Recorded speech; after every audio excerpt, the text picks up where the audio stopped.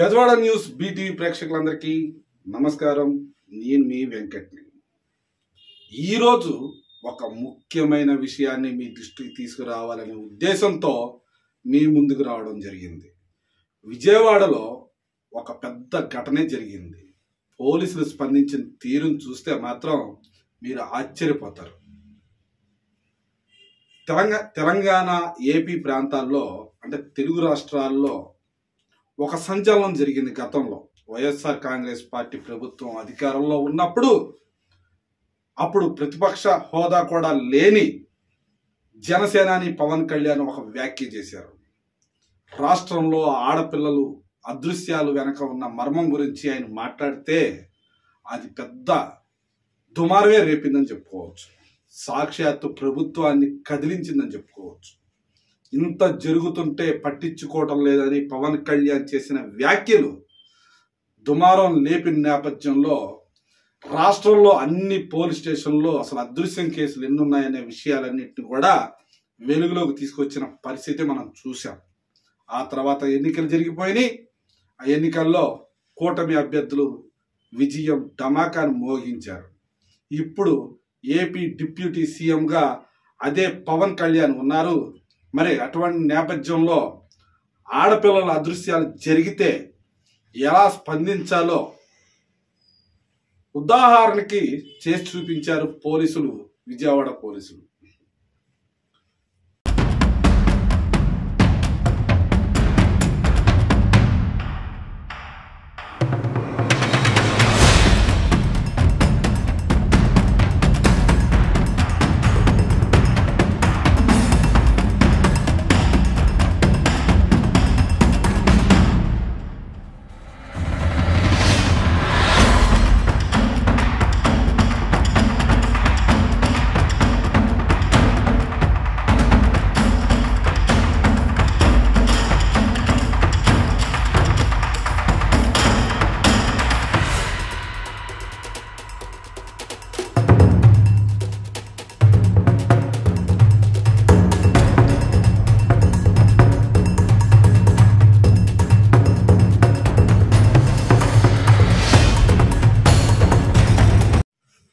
మీ ఇంట్లో ఆడపిల్లలు ఉన్నారా?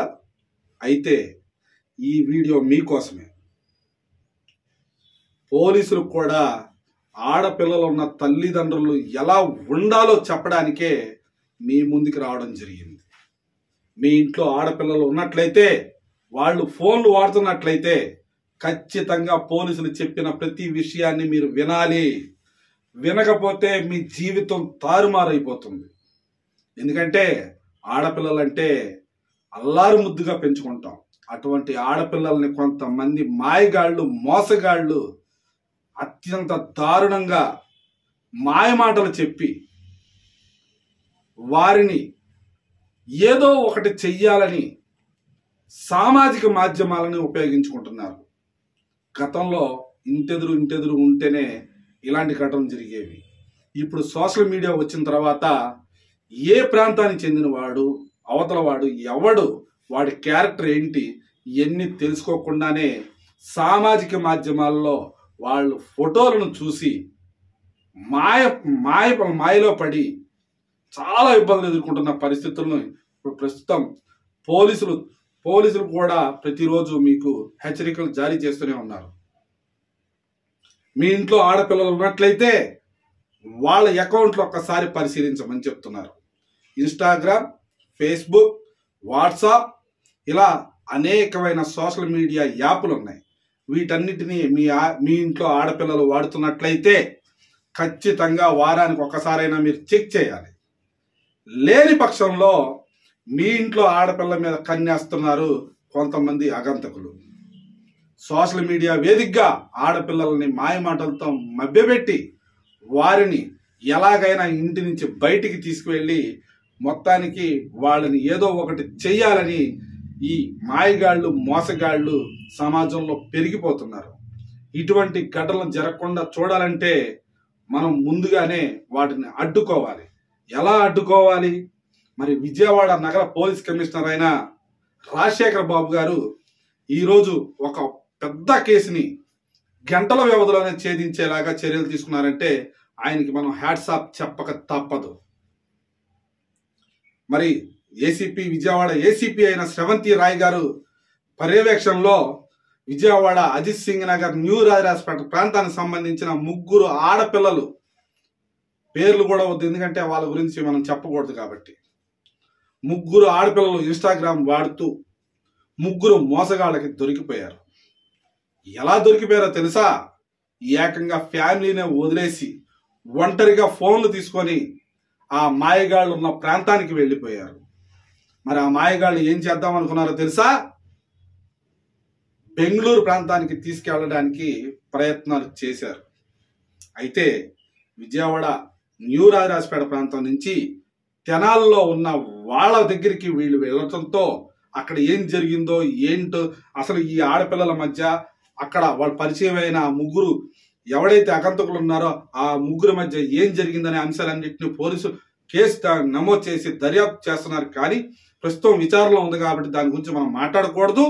కానీ ఆడపిల్లల్ని ఎంతగా మభ్యపెడితే, ఎంతగా ఇబ్బంది పెడితే వాళ్ళు ఇల్లు వదిలి వెళ్ళిపోయారనే విషయాన్ని మీరు గమనించుకోవాలి. ఆ 3 ఆడపిల్లలు వెళ్ళిపోయిన తర్వాత రాత్రి 11 గంటలకి, నిన్న అర్ధరాత్రి 11 గంటలకి మరి ఆడపిల్లల తల్లిదండ్రులు కంగారు పడిపోయి భయపడిపోయి ఏం చేయాలో దిక్కుతోచని పరిస్థితిలో అజిత్ సింగ్ నగర్ పోలీస్ స్టేషన్లో ఉన్న సిఐ వెంకటేశ్వర్లను కలిశారు. అయ్యా, మా ఇంట్లో 3 ఆడపిల్లలు కనిపించట్లేదు, మేమంతా ఒకే కుటుంబం, మా కుటుంబాల్లో 3 ఆడపిల్లలు కనిపించటం లేదంటూ మొరపెట్టుకున్నారు. సిఐ వెంకటేశ్వర్లు ఈ ఆడపిల్లల అదృశ్యం వెనకాల ఏ మర్మం దాగి ఉందా అనే విషయాన్ని గమనించి వెంటనే విజయవాడ నగర పోలీస్ కమిషనర్ అయిన రాజశేఖర్ బాబు గారి దృష్టికి, అదేవిధంగా ఏసీపీ శ్రవంతి రాయ్ దృష్టికి తీసుకెళ్లడంతో వాళ్ళు కొన్ని సూచనలు సలహాలు ఇచ్చారు.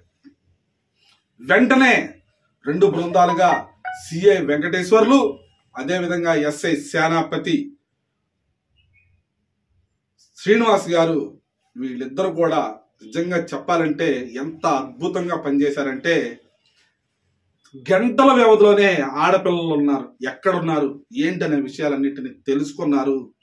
సామాజిక మాధ్యమాలు వాడుతున్నారు కాబట్టి తస్మాత్ జాగ్రత్త అంటూ చెప్తూనే మరి ఈ సామాజిక మాధ్యమాల ద్వారా మరి వారికి ఉన్న సాంకేతిక పరిజ్ఞానంతో మొత్తానికి ఆడపిల్లలు ఎక్కడున్నారో తెలుసుకున్నారు, వెళ్ళారు, వాళ్ళని తీసుకొచ్చారు. వాళ్ళతో పాటు ఇన్స్టాగ్రామ్లో పరిచయం అయ్యి వీరిని ఏదో చేయాలని భావించిన 3 ఆగంతకులను కూడా తీసుకొని వచ్చారు పోలీస్ స్టేషన్కి. అదుపులో తీసుకొని విచారణ కూడా చేపట్టారు.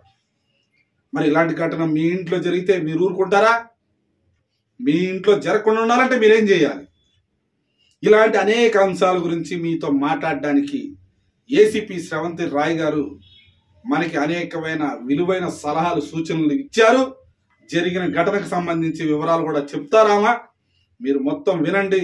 మరి విజయవాడలో ఇలాంటి దారుణం. ఇంకో విషయం ఏంటంటే, ఒక 9 ఏళ్ల బాలిక కూడా మిస్ అయిపోతే గంటల వ్యవధిలోనే ఆ బాలికను కూడా ఎక్కడుందో ఛేదించి మొత్తానికి 4 ఆడపిల్లల భవిష్యత్తుని, 4 ఆడపిల్లల్ని కాపాడిన వైనానికి మరి దీనికి సంబంధించి ఏసీపీ శ్రవంతి రాయ్ గారికి హ్యాట్స్ ఆఫ్ చెప్తూ, అదేవిధంగా సిఐ వెంకటేశ్వర్లు, సేనాపతి శ్రీనివాస్ ఎస్ఐ వీళ్ళిద్దరూ చేసిన పనికి ఖచ్చితంగా బెజవాడ న్యూస్ బీటీవీ తరపున మనం వాళ్ళకి కృతజ్ఞతలు చెప్పకపోతే బాగోదు. ఎందుకంటే ఇంత బాగా వేగంగా స్పందించిన తీరు మరి అభినందనీయం అని చెప్పచ్చు. మరి ఇలాంటి వారికి మరి సిపి రాజశేఖర్ బాబు గారు అవార్డులు రివార్డుల ద్వారాగా ప్రోత్సహిస్తే మరింత మంది ఆడపిల్లల్ని కాపాడే బాధ్యతని పోలీసులు తీసుకుంటారని వివరాలు తెలియజేస్తూ మరి ఏసీపీ శ్రవంతి రాయ్ గారు ఏం మాట్లాడుతున్నారో ఇప్పుడు మనం విందాం. సిఐ గారు వెంటనే స్పందించి టీమ్స్ ఫామ్ చేసి ఆ పిల్లల్ని వెతకడానికి టీంని పంపించాము. దాని మీద నా తెనాలి దగ్గరలో ఉన్న చేకూరు అనే విలేజ్లోని వీళ్ళు ఉన్నారని చెప్పి ఇన్ఫర్మేషన్ మీదన టీం అక్కడికి వెళ్ళి వాళ్ళని 3:30-4 ప్రాంతంలోని ట్రేస్ చేసి వాళ్ళని పట్టుకుని మిస్సింగ్ గర్ల్స్ని అలాగే ఎవరైతే మిస్సింగ్ గర్ల్స్కి అక్కడ రమ్మని చెప్పి వాళ్ళని ఇండ్యూస్ చేశారో వాళ్ళని కూడా అదుపులోకి తీసుకోవడం జరిగింది. ప్రాథమికంగా తెలుస్తున్నది ఏంటంటే ఈ 3 మిస్సింగ్ బాలికలు కూడాను ఇన్స్టాగ్రామ్లో పరిచయమైన ఫ్రెండ్స్ దగ్గరికి వెళ్ళినట్టు తెలుస్తుంది. ఇదంతా కూడాను అనుమానితులు కూడాను అదుపులోకి తీసుకున్నాం, విచారణ చేస్తున్నాము, తదుపరి యాక్షన్ తీసుకుంటాము. వీళ్ళు తెనాలి వెళ్ళినట్టు ఎలా తెలిసింది మేడం? మనకి అవన్నీ కూడాను త్రూ టెక్నాలజీ ఫోన్స్ ద్వారా మేము డిటెక్ట్ చేయగలిగాము కేసుని. అలాగే అజిత్ నగర్ పోలీస్ స్టేషన్లోని రాత్రి 11:30-12 ప్రాంతంలోని ఇంకొక 9 ఏళ్ల బాలిక కూడాను అదృశ్యమైందని చెప్పి కంప్లైంట్, దాని మీద కూడాను ఇంకొక టీం ఫామ్ చేసి సబ్ డివిజన్ నుంచి కూడా టీం ఫామ్ చేసి పంపించడం జరిగింది. దాని మీద రాత్రంతా బస్ స్టాండ్ అన్ని వెతికి సీసీ కెమెరాస్ అన్నీ పరిశీలిస్తుండగా ఆ పాప సాయంత్రం ఇంటికి వెళ్ళినట్టు, అంటే నాన్నమ్మ దగ్గరికి వెళ్ళినట్టు ఉంది. మళ్ళీ బయటకు వచ్చినట్టు కనిపించకపోతే చుట్టుపక్కల అన్నీ వెతకడం వల్ల అమ్మాయి మనకి మార్నింగ్ 6:30 కల్లా చిన్న పాపను కూడాను వెతికి పట్టుకోగలిగాము.